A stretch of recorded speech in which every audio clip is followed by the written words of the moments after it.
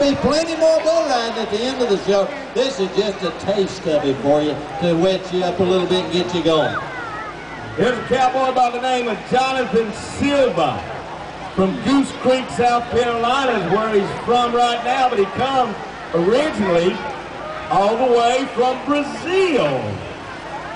Here's a cowboy come a long way to earn a paycheck at the Ed Brown Rodeo. But I know. You guys are going to help him, aren't you? Let me hear you say yeah.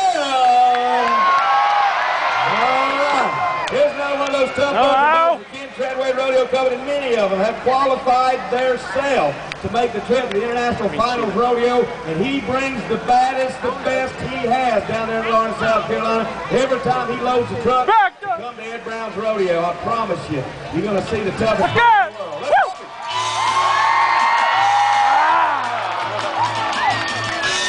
Nossa, certinho no boi, velho.